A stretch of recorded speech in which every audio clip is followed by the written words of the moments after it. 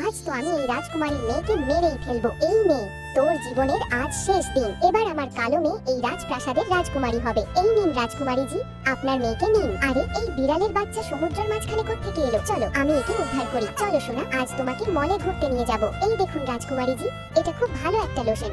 এটা লাগালে শরীরের লোম কিছুটা কমে যায়। চলো আমিও এই লোশনটা লাগিয়ে আমার গায়ের লোম একটু কমিয়ে ফেলি। ওরে বাবা, আমার হাতের কি অবস্থা হলো?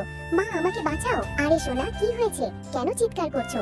ও, এই সামান্য ব্যাপার। রাজকুমারী জি, এটা হলো বাবা টিল্লুর ওষুধ। এটা লাগালে শরীরের লোম আগের মতো হয়ে যাবে। কাঁদিস না সোনা, আমি বাবা টিল্লুর ওষুধ নিয়ে এসেছি। আরে বাপরে, তোর গায়ের রং কিভাবে বদলে যাচ্ছে? দাঁড়াও, আমি সিসিটিভি ক্যামেরা চেক করছি। দাঁড়া পিঙ্কির বাচ্চা, এসব তোরই কাজ। এখন তোকে মজা দেখাচ্ছি। এই নে, এই নে। চলো এবার হেলিকপ্টার দিয়ে আমার আসল মেয়েকে খুঁজি। সোনা, তুমি কোথায়?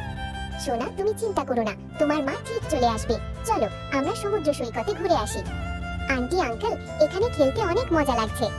ওগো শুনছো, আমাদের মেয়ে ওই যে ওখানে। মা, তুমি চলে এসেছো? বন্ধুরা, আমার মিষ্টি মায়ের জন্য সবাই লাইক আর সাবস্ক্রাইব করে দিও।